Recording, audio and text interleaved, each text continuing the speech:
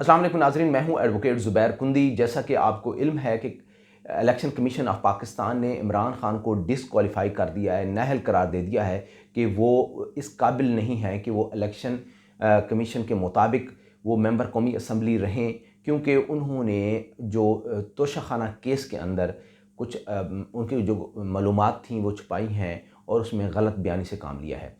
नाजरीन, इमरान खान को 62 और 63 आर्टिकल 62 और 63 ऑफ कॉन्स्टिट्यूशन ऑफ पाकिस्तान के तहत ये सज़ा सुनाई गई है। आए हम आपको बताते हैं कि ये 62 और 63 आर्टिकल्स हैं क्या, ये क्या कहते हैं। जी, सबसे पहले हम जायज़ा लेंगे आर्टिकल 62 का कि आर्टिकल 62 है क्या। बेसिकली ये आर्टिकल 62 63 क्वालिफिकेशन और डिसक्वालिफिकेशन को डिस्कस करते हैं मेंबर कौमी असम्बली के लिए और सेनेट के लिए, मेंबरान के लिए। अब हम देखते हैं कि सबसे पहले कि जी 62 के अंदर क्या कहा गया है। 62 में सबसे पहले भी किसी की मेंबर पाकिस्तान जो हो जो तब बन सकता है कि वो पाकिस्तान का शहरी हो, पहली बात ये है। दूसरी बात यह है कि वो 25 साल से कम उसकी उम्र ना हो, कम अज़ कम जो उसकी उम्र 25 साल करा दी गई है।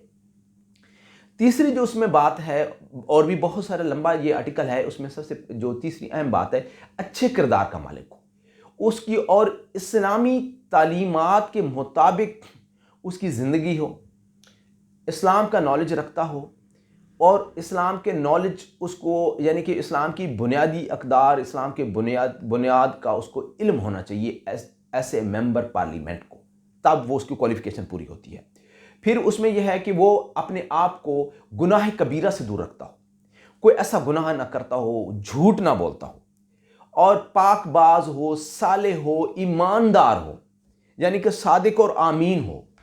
और उसके बाद उसको किसी कोर्ट ने किसी केस में नाअहल करार ना दिया हो कि वो किसी कोर्ट में कोई ऐसा जुर्म उसने किया हो कि जिसके अंदर उसको नाअहल करार दे दिया हो कि ये कभी भी ये गवर्नमेंट ऑफ पाकिस्तान की कोई सर्विस नहीं कर सकता, ये इलेक्शन नहीं लड़ सकता, इसके ऊपर बैन है, कोई इस तरह उसने कोई ऐसा काम किया हो, ऐसा काम ना किया हो, तब वो ये क्वालिफिकेशन में आ जाता है। और उसने कभी भी पाकिस्तान की सालमियत के बारे में, पाकिस्तान की इंटेग्रिटी के बारे में, पाकिस्तान की डिफेंस के बारे में कभी, और ख़ास और ख़ास पाकिस्तान के नज़रिए, पाकिस्तान यानी कि दो कौमी नज़रिया के बारे में उसने कोई गलत बयानी ना की हो, कभी उसका हिस्सा ना रहा हो, कभी प्रोपिगेशन ना की हो, ना इस किस्म का प्रोपिगंडा किया हो।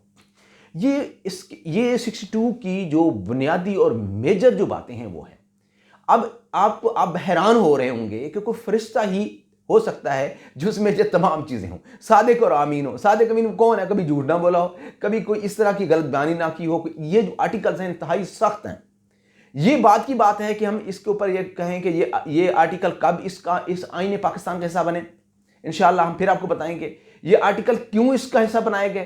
क्या ये पार्लियामेंटेरियन को दबाव में लाने के लिए, क्या परेशान करने के लिए, या एमपीएज या एमएनएज को खसूसी तौर पर उनको किसी तरह से उनको दबाव और प्रेशर में रखने के लिए ये आर्टिकल्स, ये जो चीज़ें जो हैं या ये जो पॉइंट्स हैं, ये इसका हिस्सा बनाया गया। अब आते हैं 63 की तरफ कि आर्टिकल 63 है क्या, आर्टिकल 63 कॉन्स्टिट्यूशन ऑफ पाकिस्तान है क्या। उसके बारे में लोग तो अक्सर औकात अपने टीवी पे, अखबारों में 62 63 का जिक्र किया है। आज हम आपको बता रहे हैं कि इन आर्टिकल्स में होता लिखा हुआ क्या है। डिटेल तो बहुत ज़्यादा है, लेकिन मैं आपको मेजर चीज़ें बता रहा हूँ ताकि आपकी समझ के मुताबिक मेरे जो चैनल के नाजरीन हैं और दूसरे जो नाजरीन हैं उनको पता चले कि ये असल में इनकी बुनियाद क्या है, बेसिकली ये क्यों इसको इनिशिएट किया जाता है, ये प्रोसीडिंग्स हैं क्या। सबसे पहले तो जी, अगर कोई बंदा आज किसी अदालत ने किसी बंदे को जहनी मरीज़ डिक्लेयर कर दिया हो, या कोई जहनी मरीज़ हो, वो अहल नहीं है, वो डिसक्वालीफाई हो जाएगा। अगर कोई मेंबर है, मेंबर नेशनल असम्बली है, प्राइम मिनिस्टर है, प्रेसिडेंट है, अगर वो मेंटली फारिग हो गया है, पागल हो गया है, या उसको कोई भी अदालत में को जाएगा, अदालत उसको सबूत कलेक्ट करके उसको डिक्लेयर कर दी कि ये बंदा इस काबिल नहीं है कि इतना बड़ा ओहदा संभाल सके, या ये इतने ज़्यादा हज़ारों या लाखों लोगों की कौमी असम्बली में नुमाइंदगी कर सके, ज़हनी तौर पर फिट होना बहुत ज़रूरी है। चलें, ये तो बात समझ में आती है। अब आ जाते हैं किसी का ये कि कोई इंसॉल्वेंट ना हो चुका हो, उसकी दिवालिया ना निकल चुका हो। किसी बंदे का अगर दिवालिया निकल जाता है तो वो भी मेंबर कौमी असम्बली के लिए फिट नहीं है, वो भी इसको डिसक्वालीफाइड है। अब इसमें इसके अलावा दोहरी शहरियत का मामला आ जाता है ये भी डिस्क्वालिफिकेशन की तरफ आ जाते हैं कि दोहरी शरीयत, यानी कि एक बंदा ने अमेरिका की शरीयत रखी हुई है, पाकिस्तान की रखी हुई है, तो वो भी इसमें आईन पाकिस्तान इसको बैरियर करता है। आपने मुख्तलिफ अदवार में ये दोहरी शरीयत के केसेस के बारे में सुना होगा। जी जी, ये आईन पाकिस्तान का आर्टिकल 63 में इसको जो है ना ये रुकावट पैदा की गई है। अब आ जाते हैं ख़ास तौर पर जो है ना दो कौमी के नज़रिए के बारे में या नज़रिए पाकिस्तान के बारे में।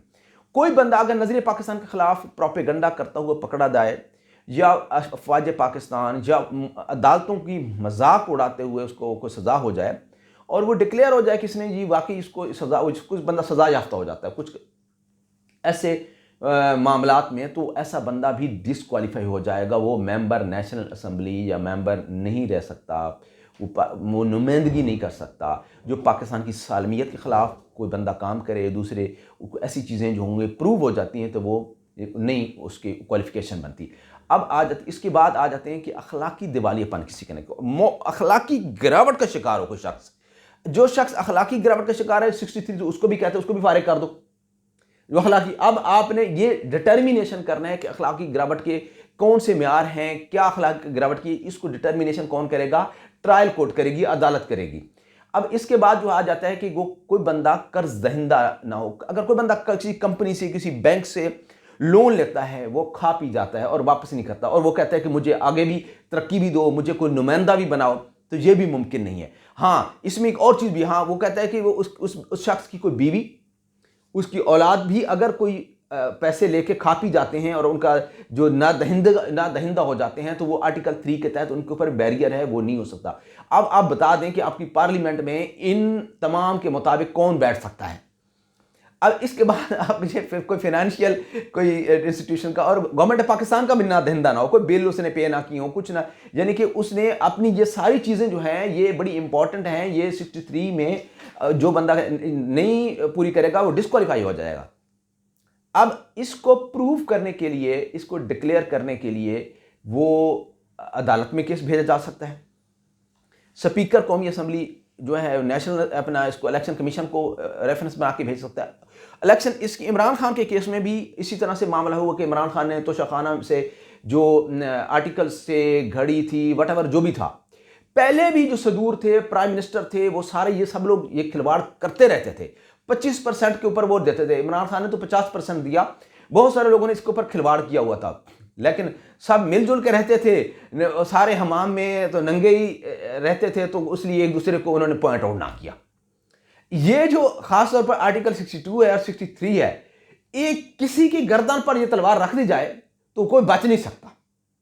आपको मैंने डिटेल में बता दिया कि इन आर्टिकल 62 और 63 हैं क्या, इनकी डिमांड्स क्या हैं, इनकी प्री क्वालिफिकेशंस क्या हैं, इनकी आफ्टर जो है इसकी क्या कंडीशंस हैं जिसके ऊपर वो पूरा हो। इमरान खान का तोशाखाना केस है, वो भी इसी सिलसिले की कड़ी है। इमरान खान ने वो गोशवारे जमा नहीं कराए, वो चीज़ें नहीं बताई, डिस्क्लोज नहीं किए, तो वो जद में आ गया कि वो सादिक और आमीन नहीं रहे। अब इलेक्शन कमीशन ने उनको डिस्क्वालीफाई कर दिया और उनका फर्दर केस भेज दिया ट्रायल कोर्ट को। अब फैसला डिटेल में अभी आना है। बीइंग लॉयर, ये एक मैसेज है कि बीइंग लॉयर, बीइंग कौम, हमें एहतियात से काम लेना चाहिए, हमें जज्बात से नहीं लेना चाहिए। लॉ क्या कहता है? अगर लॉ जो है वो आपका एब्स्ट्रैक्ट है, इमेजिनरी है, वो ऐसा कानून है जो इंसान उनकी शराइत पे नहीं उतर सकता, लॉ वो होता है जो कॉमन सेंस को अपील करे, वो उसकी इंप्लीमेंटेशन हो सकती है। ये जो आर्टिकल 62 और 63 हैं, अब इनकी इतनी सख्त शराइत हैं, वो आप खुद अंदाजा लगा दीजिए कि इन शराइत के मुताबिक कितने मेंबर कौमी असम्बली इसकी जद में आते हैं। नवाज शरीफ का केस भी इसी सिलसिले की कड़ी था। यह भी इसकी एक, अब सुप्रीमेसी ऑफ पार्लियामेंट का क्वेश्चन उठता है कि पार्लियामेंट सुप्रीम है, पार्लियामेंट सुप्रीम है। भाई पार्लियामेंट कहां सुप्रीम है?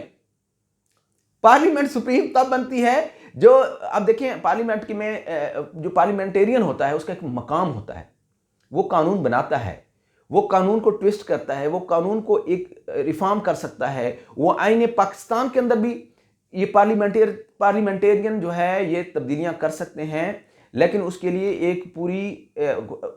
एक तादाद होनी चाहिए जो कानून के अंदर दी गई है। इसी तरीके से जो सियासी निज़ाम है ये तभी मजबूत हो सकता है जो अगर हम कानून के मुताबिक चलें। और इमरान खान का जो केस है इसका फ़ैसला भी आना बाकी है। इंशाल्लाह फ़ैसला जब आ जाएगा हम इसके ऊपर आपको पुख्ता राय देंगे। ये जो ये बात मैं एक वाज़ेह करता जाऊँ कि किसी को इलेक्शन कमीशन, क्वेश्चन ये है कि क्या इलेक्शन कमीशन किसी को डिक्लेयर कर सकता है? इलेक्शन कमीशन के पास क्या ये पावर है किसी को डिक्लेयर कर दे? नहीं, डिक्लेयर अदालत ही कर सकती है। केस अदालत में जाएगा, अदालत ही किसी को डिक्लेयर करेगी भाई ये है। जैसे इमरान खान को एक दफा सुप्रीम कोर्ट ऑफ पाकिस्तान ने डिक्लेयर कर दिया था कि सादिक अमीन है।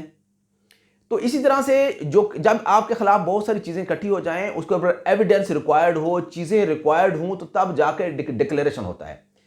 मुझे इंशाल्लाह उम्मीद है कि मेरी जो है ये वीडियो आपको पसंद आएगी। हमने जो कानून की आगाही का एक सफ़र शुरू किया हुआ है, इंशाल्लाह हम ये सफ़र जारी रखेंगे और आपको इंशाल्लाह आने वाले दिनों में भी इस तरह की वीडियोस मिलती रहेंगी।